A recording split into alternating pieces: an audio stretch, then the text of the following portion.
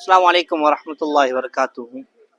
இன்னைக்கு நம்ம எந்த ஒரு ஹதீஸை பார்க்குறோம்னா, மனிதர்களுக்கு மத்தியில் இந்த வார்த்தையை நம்ம அதிகமாக கேள்விப்பட்டிருப்போம். எனக்கு ஒருத்தன் வாக்கு தந்தான், அந்த வாக்குக்கு மாறு செஞ்சிட்டான், என்னை ஏமாத்திட்டான்னு சொல்லி ஒரு சில விஷயத்த மனிதர்கள் சொல்லி நம்ம பார்த்துருப்போம்.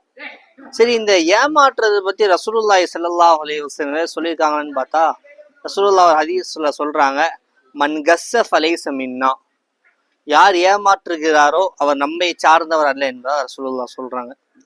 இதுக்கு ரசூலுல்லாஹி ஸல்லல்லாஹு அலைஹி வஸல்லம் அவங்க இவ்வளோ பெரிய வார்த்தையை சொன்னாங்கன்னு பார்த்தோம்னா, ஒருத்தரை நம்பி நம்ம ஒரு விஷயத்த சொல்லியிருப்போம், ஒருத்தன்ட்ட நம்மளுக்கு ஒருத்தன் ஒரு பொருளை தரேன்னு சொல்லியிருப்போம், அந்த விஷயத்த நம்ம நம்பி இருப்போம், நம்பி கழுத்து அறுத்துட்டான், நான் அவனை நம்பினேன், கடைசியில் என்னையே மோசடி செஞ்சுட்டான், ஏமாத்திட்டான் சொல்றேன் தெரியுமா. இதுதான் ரசூலுல்லாஹ் சொன்னாங்க, மன் கஸ்ஸ ஃபலைஸ மின்னான்னு.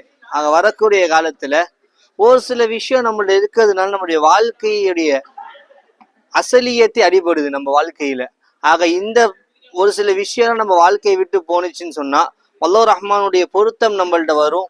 ஆக வரக்கூடிய காலத்தில் ஏமாற்றக்கூடிய பழக்கம் நம்மிடம் இருந்தால் அந்த பழக்கத்தை அல்லாஹ் ரஹ்மான் நம்மிடமிருந்து நீக்கக்கூடிய பாக்கியத்தை தர வேண்டும். அஸ்ஸலாமு அலைக்கும் வரஹ்மத்துல்லாஹி வபரகாத்துஹு.